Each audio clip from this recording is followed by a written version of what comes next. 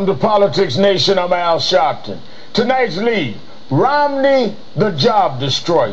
A new report on Romney's past as CEO of Bain Capital reveals explosive details on his career shipping American jobs overseas. It leaves no doubt that Romney's fortune was built in part at the expense of American workers. Quote, during the nearly 15 years that Romney was actively involved in running Bain Capital, it owned companies that were pioneers in the practice of shipping work from the United States to overseas call centers and factories making computer components. The jobs went from the U.S. to all over the world. Jobs shipped to China, to India, to Taiwan, Japan, Singapore, Malaysia, South Korea, Ireland, and France. Make no mistake, this report could be a game changer because Romney is running on his business record.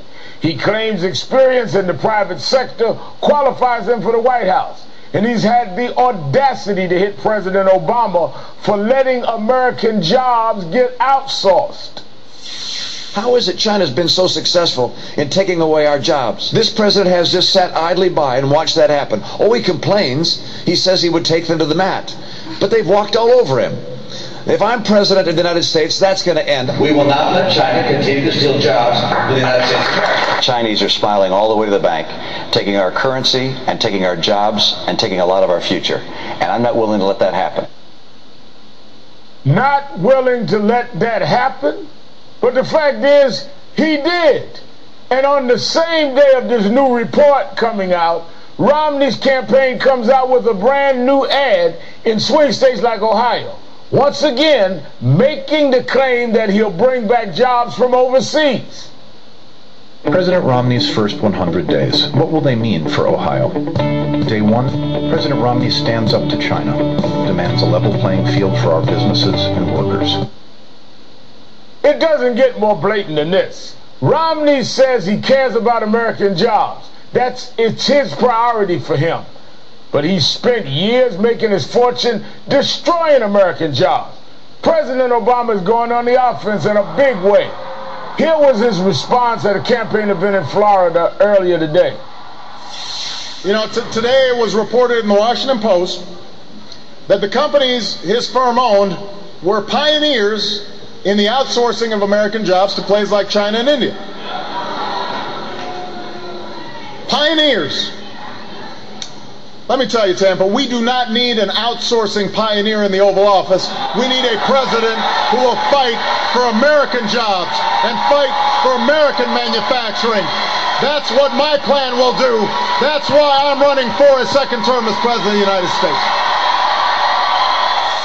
Joining me now is Jared Bernstein, MSNBC contributor and the former chief economist for Vice President Joe Biden, and E.J. Dionne, Washington Post columnist and author. His new book is Our Divided Political Heart. Thanks to both of you for joining me. Good to be here.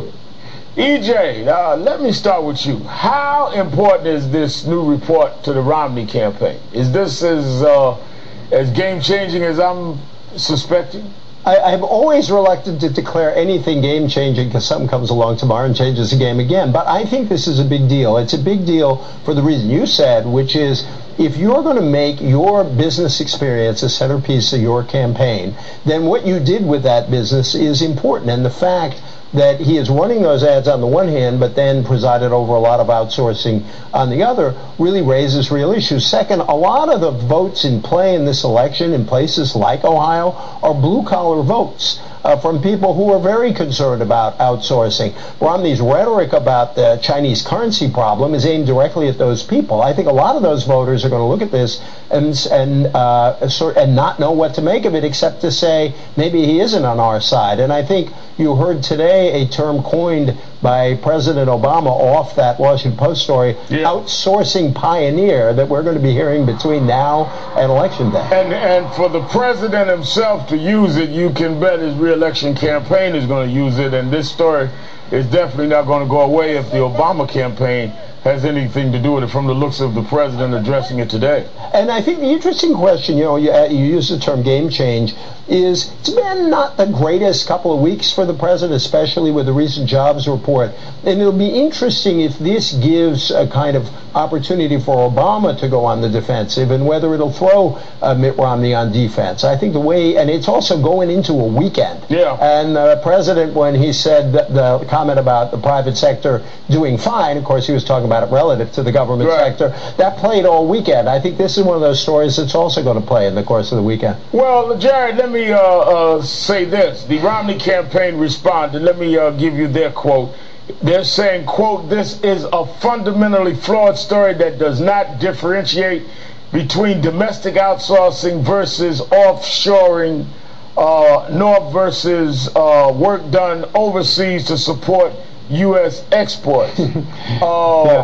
In English, could you tell me, does that mean they were outsourcing or not? Let me come over there and try to untangle that sentence from around your throat there.